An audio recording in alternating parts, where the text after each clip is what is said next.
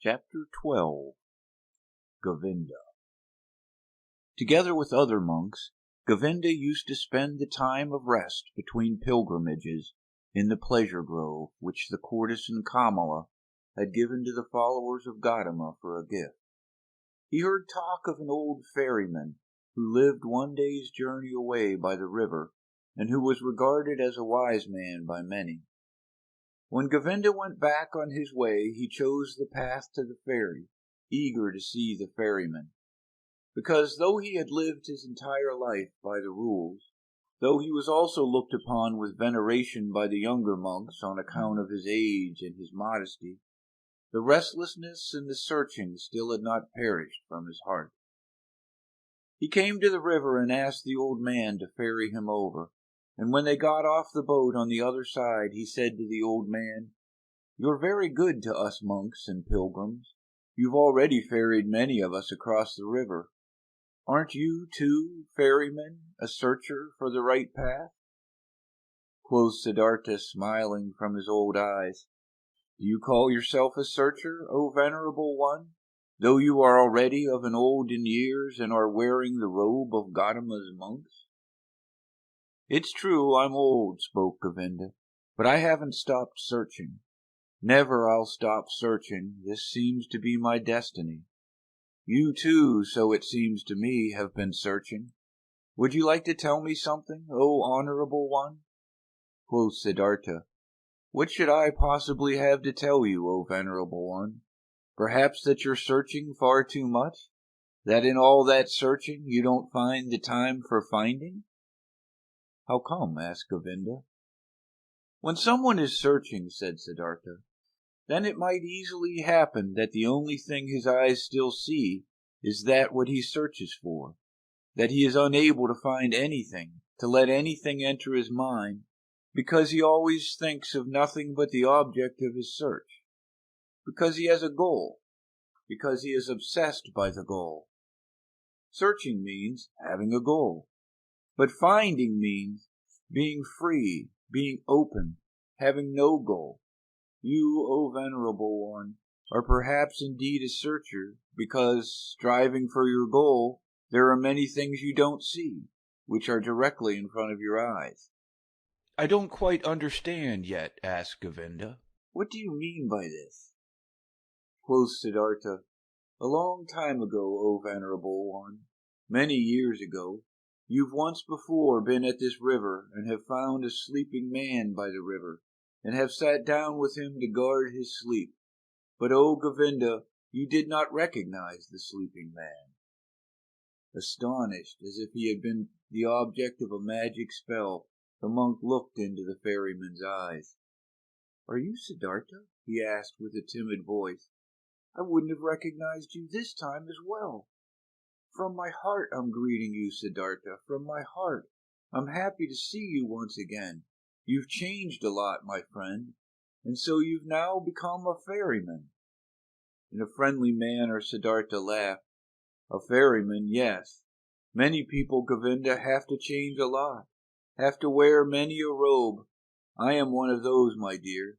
Be welcome, Govinda, and spend the night in my hut." Govinda stayed the night in the hut and slept on the bed which used to be Vasudeva's bed. Many questions he posed to the friend of his youth, many things Siddhartha had to tell him from his life. When in the next morning the time had come to start the day's journey, Govinda said, not without hesitation, these words: "Before I'll continue my path, Siddhartha, permit me to ask one more question. Do you have a teaching? Do you have a faith or a knowledge you follow, which helps you to live and to do right?" Quoth Siddhartha, "You know, my dear, that I already, as a young man, in those days when we lived with the penitents in the forest, started to distrust teachers and teachings, and to turn my back to them. I have stuck with this. Nevertheless, I have had many teachers since then. A beautiful courtesan has been my teacher for a long time, and a rich merchant was my teacher, and some gamblers with dice. Once even a follower of Buddha, traveling on foot, has been my teacher. He sat with me when I had fallen asleep in the forest on the pilgrimage. I have also learned from him. I am also grateful to him, very grateful. But most of all I have learned here from this river and from my predecessor, the ferryman Vasudeva. He was a very simple person, Vasudeva. He was no thinker, but he knew what is necessary just as well as Gautama. He was a perfect man, a saint. Govinda said, "Still, O Siddhartha, you love a bit to mock people, as it seems to me. I believe in you and know that you haven't followed a teacher. But haven't you found something by yourself, though you found no teachings? You still found certain thoughts, certain insights, which are your own and which help you to live? If you would like to tell me some of these, you would delight my heart." Quoth Siddhartha, "I've had thoughts, yes, and insight, again and again. Sometimes for an hour or for an entire day I have felt knowledge in me, as one would feel life in one's heart. There have been many thoughts, but it would be hard for me to convey them to you. Look, my dear Govinda, this is one of my thoughts which I have found. Wisdom cannot be passed on. Wisdom which a man tries to pass on to someone always sounds like foolishness." "Are you kidding?" asked Govinda. "I'm not kidding. I'm telling you what I've found. Knowledge can be conveyed, but not wisdom. It can be found. It can be lived. It is possible to be carried by it. Miracles can be performed with it, but it cannot be expressed in words and taught. This was what I, even as a young man, sometimes suspected, what was driven me away from the teacher. I have found a thought, Govinda, which you'll again regard as a joke or foolishness, but which is my best thought. It says, the opposite of every truth is just as true. That's like this. Any truth can only be expressed and put into words when it is one-sided. Everything is one-sided which can be thought with thoughts and said with words. It's all one-sided, all just one half, all lacks completeness, roundness, oneness. When the exalted Gautama spoke in his teachings of the world, he had to divide it into samsara and nirvana, into deception and truth, into suffering and salvation. It cannot be done differently. There is no other way for him who wants to teach. But the world itself, what exists around us and inside of us, is never one-sided. A person or an act is never entirely samsara or entirely nirvana. A person is never entirely holy or entirely sinful. It does really seem like this because we are subject to deception, as if time was something real. Time is not real, Govinda. I have experienced this often and often again. And if time is not real, then the gap which seems to be between the world and the eternity, between suffering and blissfulness, between evil and good, is also a deception. "How come?" asked Govinda timidly. "Listen well, my dear, listen well. The sinner, which I am and which you are, is a sinner. But in times to come he will be Brahma again. He will reach the nirvana, will be Buddha. And now see, these times to come are a deception, are only a parable. The sinner is not on his way to become a Buddha. He is not in the process of developing, though our capacity for thinking does not know how else to picture these things. No, within the sinner is now and today already the future Buddha. His future is already all there. You have to worship in him, in you, in everyone, the Buddha which is coming into being, the possible, the hidden Buddha. The world, my friend Govinda, is not imperfect or on a slow path towards perfection. No, it is perfect in every moment. All sin already carries the divine forgiveness in itself. All small children already have the old person in themselves. All infants already have death, all dying people the eternal life. It is not possible for any person to see how far another one has already progressed on his path. In the robber and dice gambler, the Buddha is waiting. In the Brahma, the robber is waiting. In deep meditation there is the possibility to put time out of existence, to see all life which was, is, and will be as if it was simultaneously. And there everything is good, everything is perfect, everything is Brahman. Therefore I see whatever exists as good. Death is to me like life, sin like holiness, wisdom like foolishness. Everything has to be as it is. Everything only requires my consent, my only willingness, my loving agreement to be good for me, to do nothing but work for my benefit, to be unable to ever harm me. I have experienced on my body and on my soul that I needed sin very much. I needed lust, the desire for possessions, vanity, and needed the most shameful despair in order to learn how to give up all resistance, in order to learn how to love the world, in order to stop comparing it to some world I wished, I imagined, some kind of perfection I had made up, but to leave it as it is, and to love it, and to enjoy being a part of it. These, O Govinda, are some of the thoughts which have come into my mind. Siddhartha bent down, picked up a stone from the ground, and weighed it in his hand.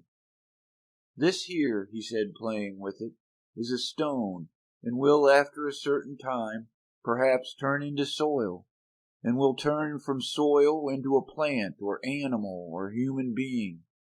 In the past I would have said, this stone is just a stone, it is worthless, it belongs to the world of the Maha, but because it might be able to become a human being and a spirit in the cycle of transformations, therefore I also grant it importance.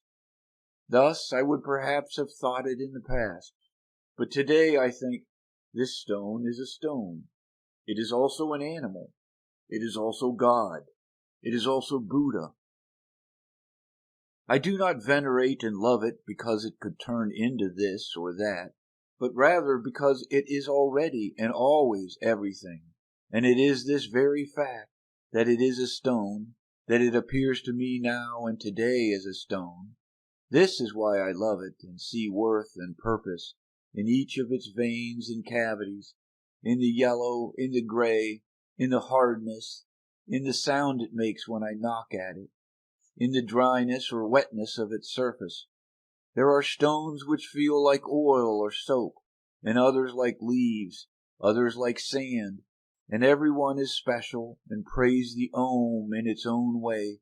Each one is Brahman, but simultaneously and just as much it is a stone, is oily or juicy, and this is very fact which I like and regard as wonderful and worthy of worship. But let me speak no more of this. The words are not good for the secret meaning. Everything always becomes a bit different as soon as it is put into the words, gets distorted a bit silly, yes. And this is also very good, and I like it a lot. I also very much agree with this, that this what is one man's treasure and wisdom always sounds like foolishness to another person. Govinda listened silently. Why have you told me this about the stone? He asked hesitantly after a pause. I did it without any specific intention, or perhaps what I meant was, that love this very stone and the river and all these things we are looking at and from which we can learn. I can love a stone, Govinda, and also a tree or a piece of bark. This are things, and things can be loved, but I cannot love words. Therefore, teachings are no good for me. They have no hardness, no softness, no colors, no edges, no smell, no taste. They have nothing but words. Perhaps it are these which keep you from finding peace. Perhaps it are the many words. Because salvation and virtue as well, samsara and nirvana as well, are mere words, Govinda. There is no thing which would be nirvana. There is just the word nirvana. Quoth Govinda, not just a word, my friend, is nirvana. It is a thought. Siddhartha continued, a thought. It might be so. I must confess to you, my dear, I don't differentiate much between thoughts and words. To be honest, I also have no high opinion of thoughts. I have a better opinion of things. Here on this ferry boat, for instance, a man has been my predecessor and teacher, a holy man who has for many years simply believed in the river, nothing else. He had noticed that the river spoke to him. He learned from it. It educated and taught him. The river seemed to be a god to him. For many years he did not know that every wind, every cloud, every bird, every beetle was just as divine and knows just as much and can teach just as much as the worshipped river. But when this holy man went into the forests, he knew everything, knew more than you and me, without teachers, without books, only because he had believed in the river. Govinda said, "But is that what you call things actually something real, something which has existence? Isn't it just a deception of the Maha, just an image and illusion? Your stone, your tree, your river, are they actually a reality?" "This too," spoke Siddhartha, "I do not care very much about. Let the things be illusions or not. After all, I would then also be an illusion, and thus they are always like me. This is what makes them so dear and worthy of veneration for me. They are like me. Therefore I can love them. And this is now a teaching you will laugh about. Love, O Govinda, seems to me to be the most important thing of all. To thoroughly understand the world, to explain it, to despise it, may be the thing great thinkers do. But I'm only interested in being able to love the world, not to despise it, not to hate it in me, to be able to look upon it in me and all beings with love and admiration and great respect." "This I understand," spoke Govinda, "but this very thing was discovered by the Exalted One to be a deception. He commands benevolence, clemency, sympathy, tolerance, but not love. He forbade us to tie our heart in love to earthly things." "I know it," said Siddhartha. His smile shone golden. "I know it, Govinda. And behold, with this we are right in the middle of the thicket of opinions, in the dispute about words. For I cannot deny my words of love are in a contradiction, a seeming contradiction with Gotama's words. For this very reason I distrust in words so much. For I know this contradiction is a deception. I know that I am in agreement with Gautama. How should he not know love, he who has discovered all elements of human existence in their transitoriness, in their meaninglessness, and yet loved people thus much, to use a long, laborious life only to help them, to teach them? Even with him, even with your great teacher, I prefer the thing over the words, place more importance on his acts and life than on his speeches, more on the gestures of his hand than his opinions. Not in his speech, not in his thoughts I see his greatness, only in his actions, in his life." For a long time the two old men said nothing. Then spoke Govinda, while bowing for a farewell. "I thank you, Siddhartha, for telling me some of your thoughts. They are partially strange thoughts, not all have been instantly understandable to me. This being as it may, I thank you and I wish you to have calm days." But secretly he thought to himself, "This Siddhartha is a bizarre person. He expresses bizarre thoughts. His teachings sound foolish." So differently sound the Exalted One's pure teachings, clearer, purer, more comprehensible. Nothing strange, foolish, or silly is contained in them. But different from his thoughts seem to me Siddhartha's hands and feet, his eyes, his forehead, his breath, his smile, his greeting, his walk. Never again after our exalted Gautama has become one with the Nirvana, never since then have I met a person of whom I felt, this is a holy man. Only him, this Siddhartha, I have found to be like this. May his teachings be strange, may his words sound foolish. Out of his gaze and his hand, his skin and his hair, out of every part of him shines a purity, shines a calmness, shines a cheerfulness and mildness and holiness which I have seen in no other person since the final death of our exalted teacher. As Govinda thought like this, and there was a conflict in his heart, he once again bowed to Siddhartha, drawn by love. Deeply he bowed to him who was calmly sitting. Siddhartha, he spoke, we have become old men. It is unlikely for one of us to see the other again in this incarnation. I see, beloved, that you have found peace. I confess that I haven't found it. Tell me, O honorable one more word. Give me something on my way which I can grasp, which I can understand. Give me something to be with me on my path. It is often hard, my path, often dark, Siddhartha.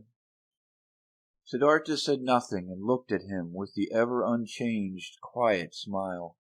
Govinda stared at his face with fear, with yearning, suffering, and the eternal search was visible in his look, eternal not finding. Siddhartha saw it and smiled. Bend down to me, he whispered quietly in Govinda's ear. Bend down to me like this, even closer, very close. Kiss my forehead, Govinda. But while Govinda, with astonishment, and yet drawn by great love and expectation, obeyed his words, bent down closely to him, and touched his forehead with his lips, something miraculous happened to him. While his thoughts were still dwelling on Siddhartha's wondrous words, while he was still struggling in vain and with reluctance to think away time, to imagine nirvana and samsara as one, while even a certain contempt for the words of his friends were fighting in him against an immense love and veneration, this happened to him. He no longer saw the face of his friend Siddhartha. Instead he saw other faces, many, a long sequence, a flowing river of faces, of hundreds, of thousands, which all came and disappeared, and yet all seemed to be there simultaneously, which all constantly changed and renewed themselves, and which were still all Siddhartha. He saw the face of a fish, a carp with an infinitely painfully opened mouth, the face of a dying fish with fading eyes. He saw the face of a newborn child, red and full of wrinkles, distorted from crying. He saw the face of a murderer. He saw him plunging a knife into the body of another person. He saw in the same second this criminal in bondage, kneeling and his head being chopped off by the executioner with one blow of his sword. He saw the bodies of men and women naked in positions and cramps of frenzied love. He saw corpses stretched out, motionless, cold, void. He saw the heads of animals, of boars, of crocodiles, of elephants, of bulls, of birds. He saw gods, saw Krishna, saw Agni. He saw all of these figures and faces in 1,000 relationships with one another, each one helping the other, loving it, hating it, destroying it, giving rebirth to it. Each one was a will to die, a passionately painful confession of transitoriness. And yet none of them died. Each one only transformed, was always reborn, received evermore a new face, without any time having passed between the one and the other face. With all of these figures and faces rested, flowed, generated themselves, floating along and merged with each other, and they were all constantly covered by something thin, without individuality of its own, but yet existing, like a thin glass or ice, like a transparent skin, a shell or mold or mask of water. And this mask was smiling, and this mask was Siddhartha's smiling face, which he, Govinda, in this very same moment touched with his lips, and Govinda saw it like this smile of the mask, this smile of oneness above the flowing forms, this smile of simultaneousness above the 1,000 births and deaths. This smile of Siddhartha was precisely the same, was precisely of the same kind as the quiet, delicate, impenetrable, perhaps benevolent, perhaps mocking, wise, thousandfold smile of Gautama, the Buddha, as he had seen it himself, with great respect 100 times. Like this, Govinda knew the perfected ones are smiling. Not knowing any more whether time existed, whether the vision had lasted a second or 100 years, not knowing any more whether there existed a Siddhartha, a Gautama, a me and you, feeling in his innermost self as if he had been wounded by a divine arrow, the injury of which tasted sweet, being enchanted and dissolved in his innermost self, Govinda still stood for a little while, bent over Siddhartha's quiet face, which he had just kissed, which had just been the scene of all manifestations, all transformations, all existence. The face was unchanged, after under its surface the depth of the thousandfoldness had closed up again. He smiled silently, smiled quietly and softly, perhaps very benevolently, perhaps very mockingly, precisely as he used to smile, the exalted one. Deeply Govinda bowed. Tears he knew nothing of ran down his old face. Like a fire burnt the feeling of the